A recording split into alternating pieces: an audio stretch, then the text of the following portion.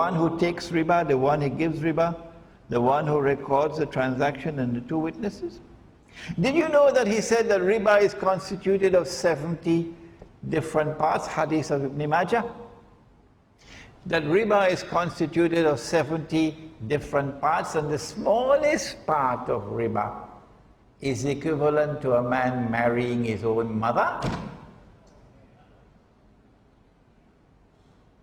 And do you know what the modern secular state has done? Even in Saudi Arabia, all around the world, they've made it halal. Don't believe me?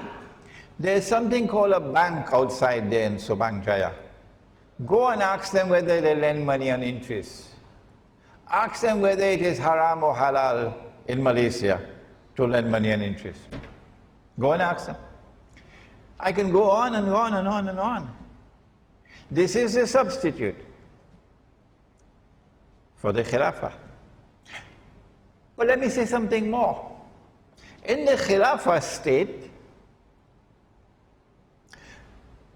so long as we Muslims have control over territory, that territory is designated Darul Islam. Now look at that. That's another term I have to take out of the cold storage. You better keep the lid open for me.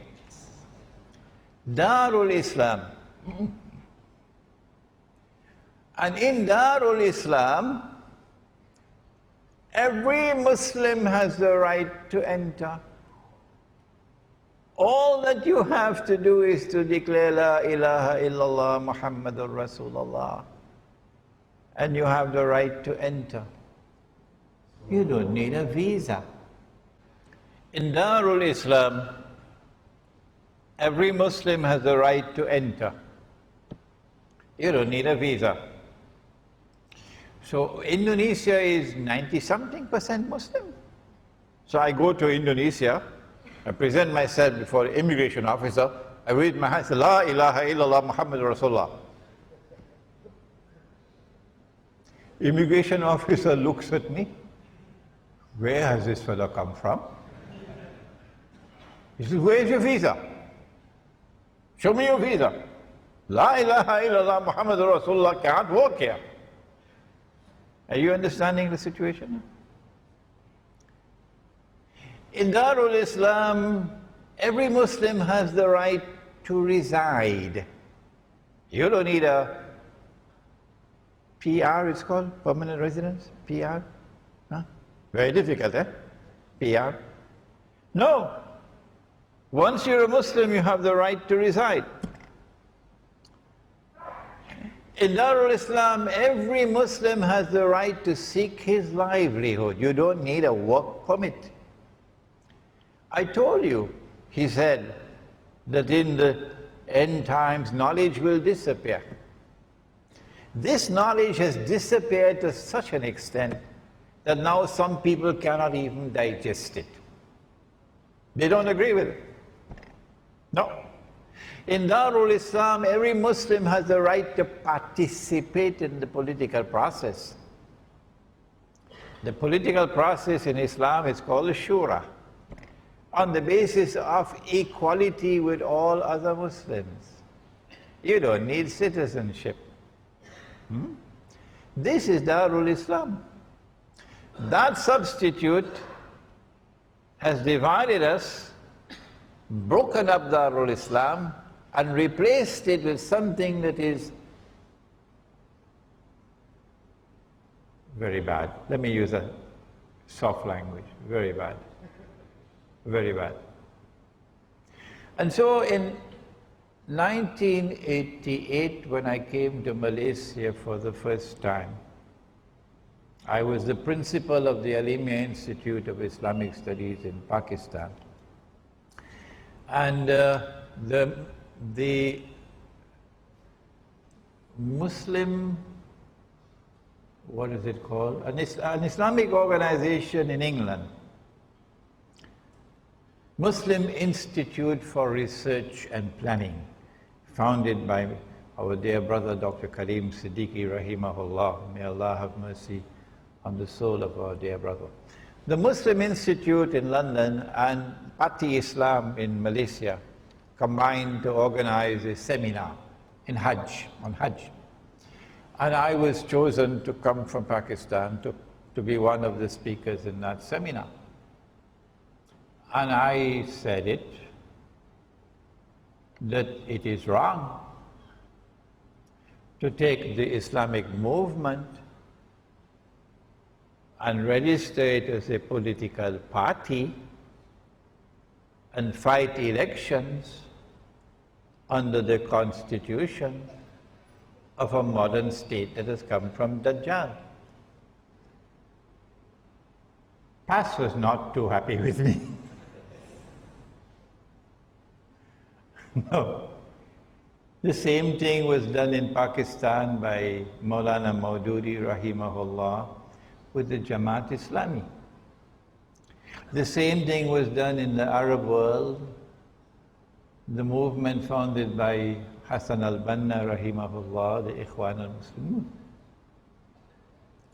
That you take the Islamic movement, you register it as a political party, and you fight in elections under a constitution of a state created by Dajjal, built on the foundations of shirk. That is not the Sunnah. Well then what is the Sunnah? And what is the guidance from the Quran?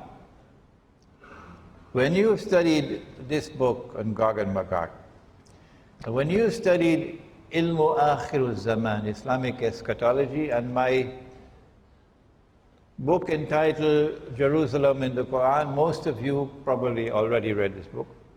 It was written 10 years ago. It qualifies as the textbook on Islamic eschatology, and we now have it in Bahasa. We have it in Bahasa outside. When you study the subject of Ilmu Akhirul Zaman, then you understand that the proper response to Dajjal's money, Dajjal's economy based on riba, Dajjal's political system based on the modern secular state and its shirk, and the Security Council of the United Nations as Al-Akbar, the proper response is to flee from Dajjal. To flee from Dajjal.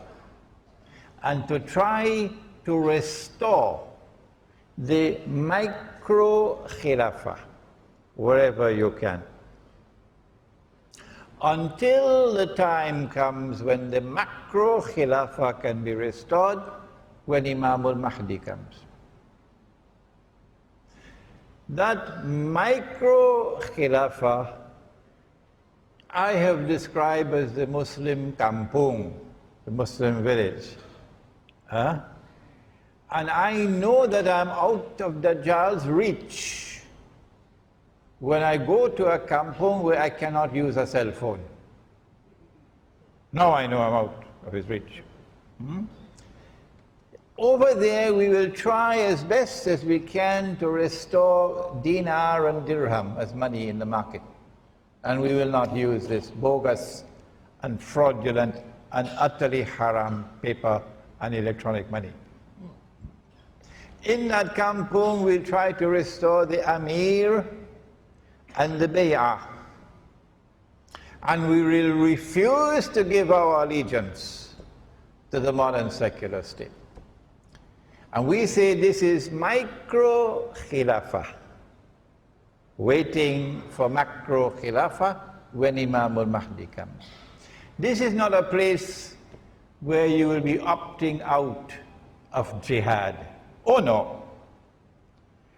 That the baby boys who are born in this kampung will fight better on the battlefield from Khorasan in the Muslim army that will liberate the Holy Land. The baby boys born in this kampung will fight like lions, much better than yours from KLCC. So the Muslim kampung is not a place to go and sleep. Now then, we come to a very unfortunate event. One of the outstanding scholars of this age, and now my remarks are directed particularly to Pakistan. One of the outstanding Islamic scholars of this age was a man named Dr. Muhammad Iqbal. I recognize him as a great scholar, and I recognize him as a great poet. Unfortunately, my knowledge of the Farsi language and the Urdu language is not good enough to appreciate the beauty of his poetry. But I don't have any problems with his poetry. What the problem that I have is with what he has written in the English language. And I have more than a passing acquaintance with the English language. Dr. Iqbal argued in a book which he published entitled The Reconstruction of Religious Thought in Islam, which most Pakistanis have not read. And those who do try to read it probably give up before they finish 2 or 3 pages, because you need a whole bottle of Tylenol tablets for headache. Iqbal is writing pure philosophy. I have a master's degree in philosophy, and for me, it's a headache. So much less for you.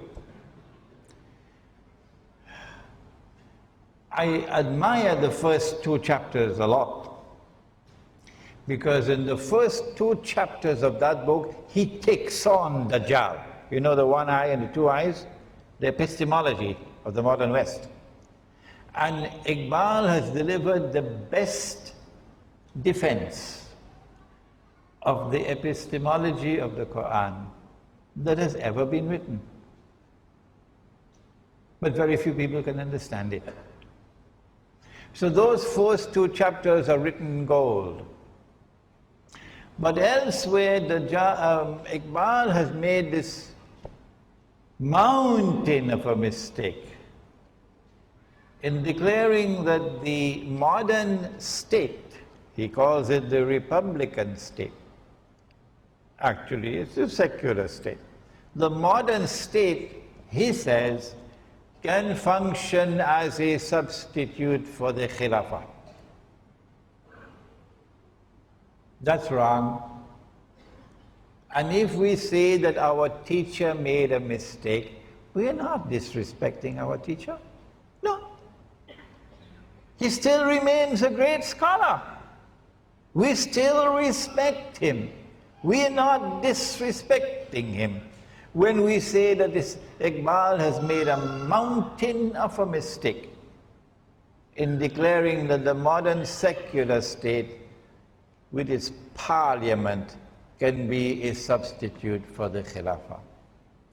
Iqbal then compounded that error by agreeing with Ibn Khaldun that all the ahadith on Imam Mahdi are all fabricated.